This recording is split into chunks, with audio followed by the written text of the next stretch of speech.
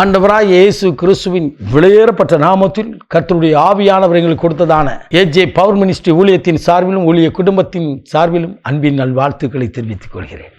எனக்கு அருமையானவர்களே, இந்த கால வேளையிலே கர்த்தருடைய ஆவியானவர் கொடுக்கின்ற வார்த்தையை நாம் தியானிக்கப் போகிறோம். எனக்கு அருமையானவர்களே, திருத்துதர் பணிகள் புத்தகம் அப்போஸ்தலர் நடவடிக்கையின் புத்தகம் 6ஆம் அதிகாரம் 4வது திருவசனம் இவ்விதமாய் சொல்கிறது. நாங்களோ நான் என்று சொல்லவில்லை, சீசர்கள் ஒட்டுமொத்தமாய் சொன்னார்கள். நாங்களோ ஜெபம் பண்ணுவதிலும் வேத வசனத்தை போதிக்கின்ற ஊழியத்திலும் இடைவிடாமல் தரித்து நிற்போம்.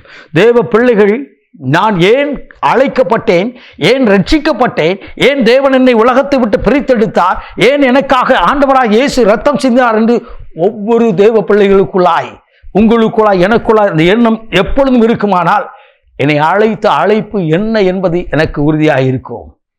ஒருவேளை நீங்கள் பாடல் பாடுவதற்கு அழைக்கலாம், ஜெபிப்பதற்கு அழைக்கப்பட்டிருக்கலாம்.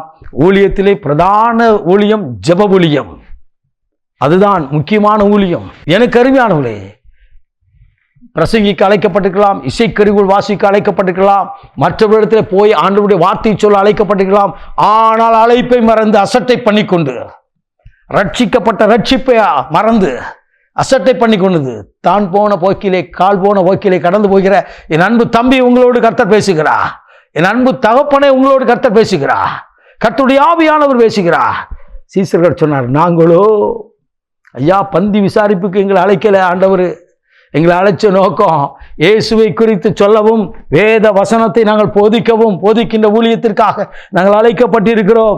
நாங்கள் ஜெபம் பண்ணுவோம், வேத வசனத்தை நாங்கள் ஜனங்களுக்கு சொல்லுவோம், அற்புதத்தை கர்த்தர் செய்வார். அல்லேலூயா. தன் அழைப்பிலே உறுதியாக இருந்தார்கள், அழைக்கப்பட்ட நோக்கத்திலே உறுதியாக இருந்தார்கள். 7 பேரை அழைத்து அவர்கள் மேல் கை வைத்து அந்த வேலையை நீங்கள் பாருங்கன்ட்டு அவங்க ஜெபம் பண்ணுறதுல இருந்தாங்க. நீங்களும் நான் எதில் இருக்கிறோம்? முதலாவது ஜெபம் பண்ணுவோம், முதலாவது தேவனுடைய ராஜ்யத்தை தேடுவோம், முதலாவது ரட்சிப்பின் அனுபவத்துக்குள்ள இருந்து ஆவியிலே நிறைந்து கர்த்தரை ஆராதித்து பாருங்கள். அந்த நாள் முழுதும் ஆசீர்வாத நாளாக இருக்கும்.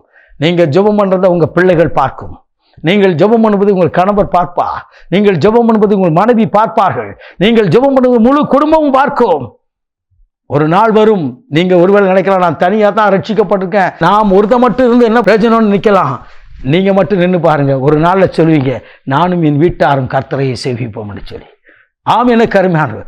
ஒரு நாளிலே நான் மாத்திரம்தான் என் வீட்டிலே ஆண்டவர் என்னை ரட்சித்தா, பரிசுத்த பாதையிலே நடத்தினா. நான் ஜெபம் பண்ணும்போது என்னை சுற்றி இருந்து கேலி பண்ணவங்க எங்கள் வீட்டில் இருக்கிறாங்க, இன்னைக்கு இருக்கிறாங்க. ரட்சிக்கப்படாத ஒரு மனைவியை தான் திருமணம் பண்ணினேன். நான் ஜெபம் பண்ணும்போது அவங்க தூங்கிட்டு இருப்பாங்க, இல்லை டிவி பார்த்துக்கிட்டு இருப்பாங்க.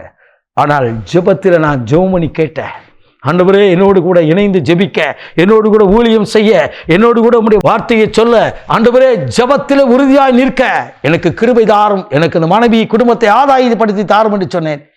கர்த்தர் ரட்சித்து இன்றைக்கு நாங்கள் குடும்பமாய் கர்த்தருக்கென்று நிற்கும்படியாய் தேவன் கிருபை பாராட்டினார். ஆம், எனக்கு அருமையானவளே, நாங்களோ, நீங்கள் நான் என்று சொல்லவில்லை, சுயமாய் அவன் நான் என்று தனித்து சொல்லவில்லை, நாங்களோ என்று சொன்னால் ஐக்கியம், கூடி ஜெபிக்கிற ஐக்கியம், கூடி ஜெபித்து தேசத்திற்காய், திருச்சபைக்காய், தேவ ஜனங்களுக்காய் நம் குடும்பங்களிலே ஜெபத்தை ஏறெடுப்போம் என்று சொன்னால் நம் தேசம் மாறும், நம் குடும்பம் மாறும், நம்முடைய பகுதி மாறும், நம்முடைய பட்டணம் மாறும்.